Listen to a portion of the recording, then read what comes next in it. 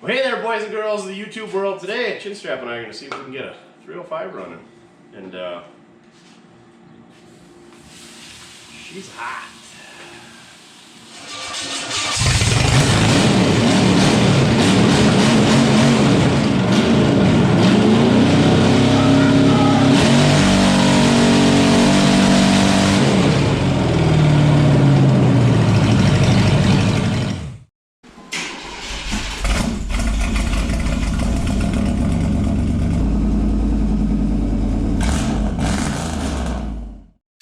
We're going to try something different here today in mortskerepair. I'm going to do a little standing in the way of the camera in the video, but I'm going to do a little narrating here.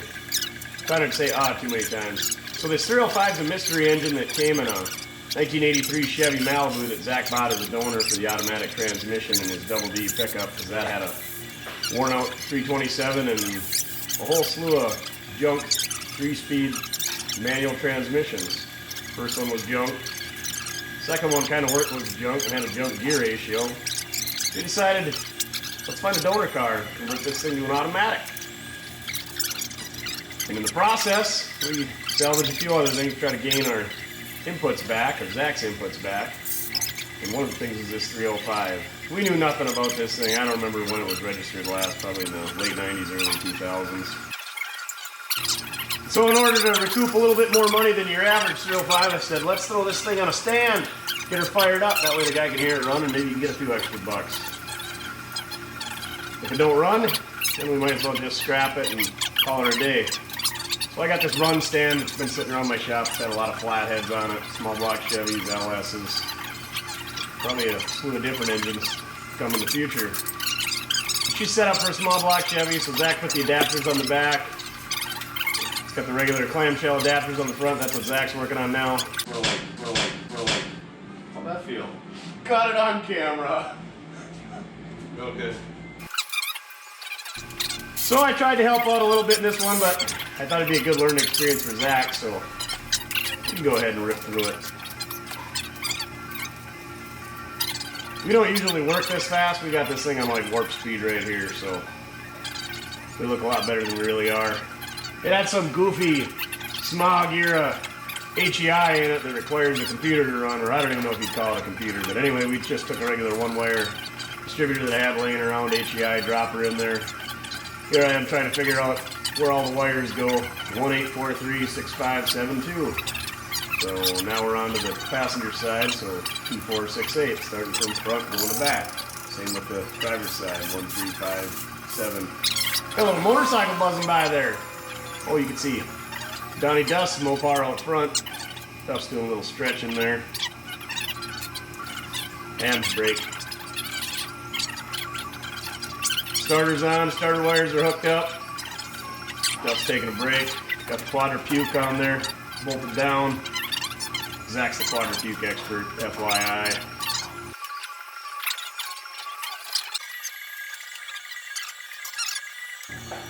Put a few vacuum plugs on there. Try to prevent a vacuum leak when we go to fire it up. Hooking up the vacuum advance from the distributor to the carburetor, because you got to hook that up on a race car engine. A couple more vacuum plugs. Now we're getting serious. Now we're hooking up the PCV, because we don't want those crankcase gases going into the atmosphere. Because we care about Mother Earth here at mortskerepair. And always make sure you put a plug in that vacuum port going to your brake booster. Because that one's a big vacuum leak. That one will catch up to you. Well, Donnie Dust, he wanted to get in the video, so now he snuck around the backside of the form. He's rubbing some of that paint off the tailgate. Zach had to make a little cover to go over the EGR valve where that was, so he made a real nice plate. Didn't cut any holes for it for the bolts, so then he just kind of wedged her in there sideways. But he got some practice on the Beverly. He'll have to tell you how he likes that thing. I really like it. New fuel pump? We don't need no new fuel pump. Go put that away, Zach. We're just going to use the crappy one that I got laying around here. This thing don't need a new fuel pump.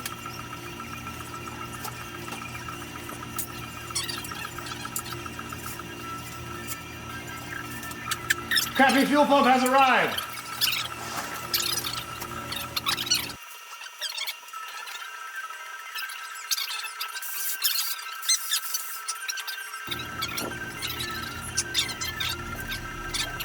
These fuel pumps, they're kind of a pain to install sometimes. Getting that push rod lined up with the lever on the inside. Sometimes a two-person job. It's real fun to do in a vehicle. Copy fuel pump installed. Battery installed. Ground cable installed. Starter wire hooked up. Oh, it cranks over.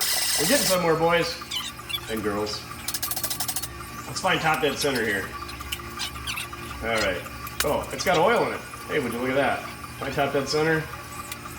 Now let's try to get the wires lined up. So let's move them around to where they shouldn't be, but to where they should be.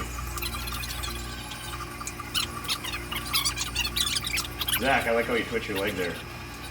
Do your little dance.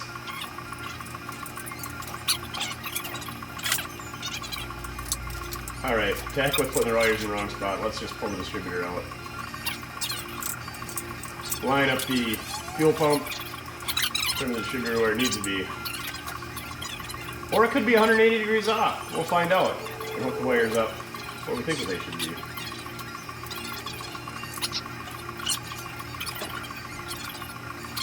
Again, the rotor rotates clockwise, 1-843-6572 on any small block Chevy. Crank, crank, crank. Oh, Zach's giving her the hot sauce. Well, we got some flamage, but not going anywhere. Well, maybe we got this thing 180 degrees off, because that's the 50-50-90 rule. 50-50 odds, you're wrong 90% of the time. Let's pull her out. Turn her 180 degrees. Put the cap back on. Give her some more taco sauce.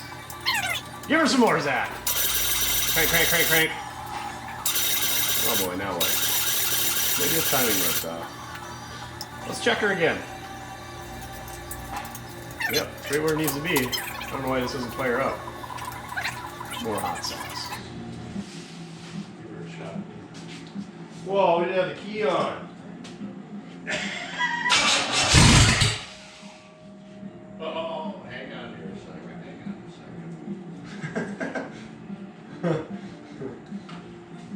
Hey, man! And then we ran out of hot sauce. Zach's filling up the hot sauce can. Sometimes these things just don't want to run on hot sauce alone, so you gotta hook up a fuel supply. New fuel line.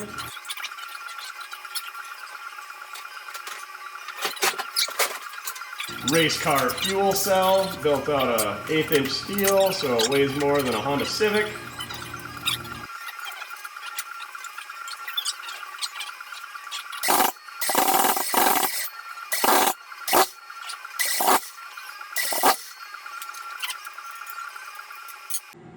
Okay.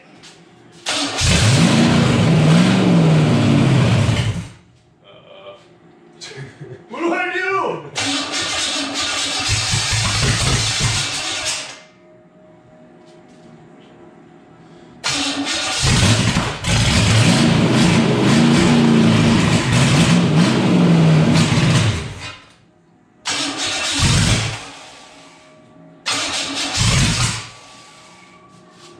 Here, let me.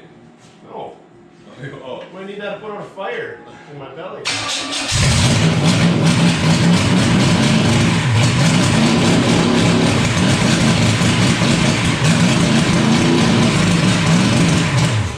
Vacuum leak somewhere. Weird. Well, it sounds like it runs though. There it is. Sounds alright though, doesn't it? Weird.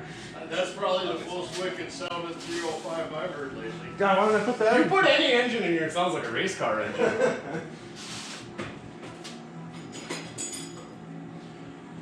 I'll drink to that.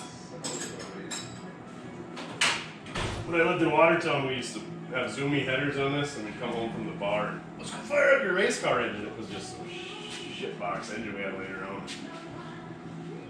Neighbors would come over the next day. Closed down the bar last night, huh? How'd you know? Well, we noticed you were running your race car engine at about 3 a.m. My bad.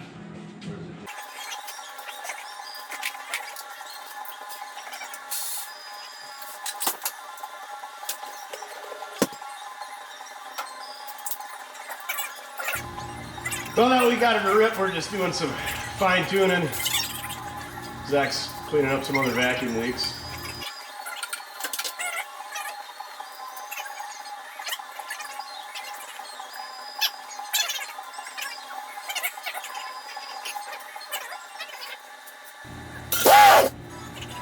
sure sounds good when you speed it up. Oh yeah, we got a vacuum leak, so we're trying to find this vacuum leak. So Zach's got some brake cleaner spraying it around, trying to find where it's at. And then we thought the flow was stuck, so you just give her a wrap on the old front of the quadrupede. That frees them up. It'll idle it to where it needs to be, because it's getting more fuel, because right now it's pulling air, so you're getting more air than fuel. So then once you spray that fuel in there, then it'll cool down. It'll kind of slowly stop the air. Yeah, because you're putting more fuel and you're getting the 14.7 to 1 stoichiometric ratio.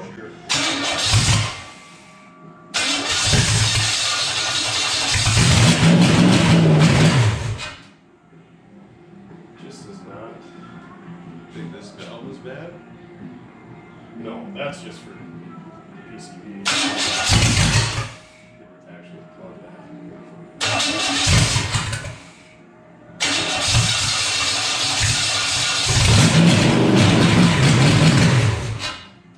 I almost gotta get it to like a steady state before you can do that.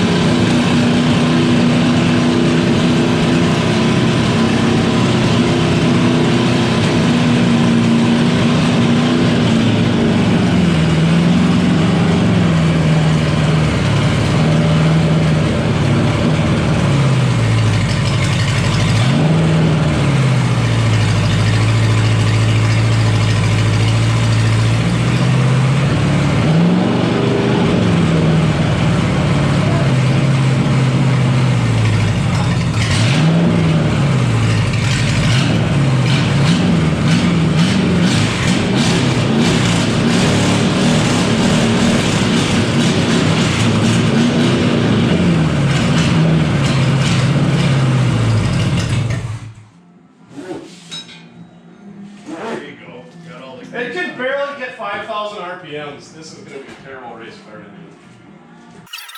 Now we're just going to drink beer and celebrate our accomplishments. While Zach fiddles around. Oh, maybe he's adjusting the idle.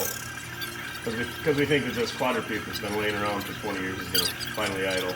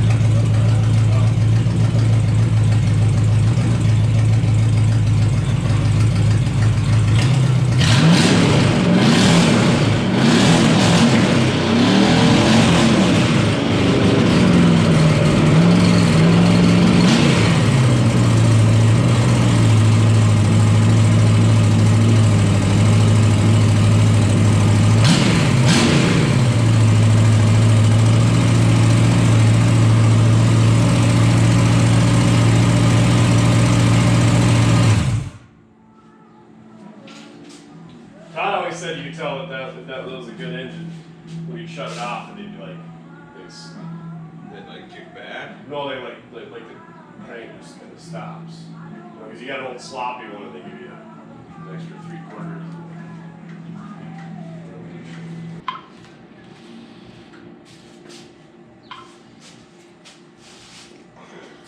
So in the words of the elf from Guelph, the 305, instead of 305 like the rest of the world calls it, she's a ripper. So basically what we're going to do with this thing is twin turbo it. You know, it's set up for the turbo right there. We're going to go ahead and send her down the road. Somebody with like an 82 El Camino Caballero GT is going to stuff her in there with some slush box 204-hour contraption and some 274 gears. He's probably going to set some land speed records, so that guy has got her made. Enjoy your 305. Thanks for watching. Check back next time for when we do something cool.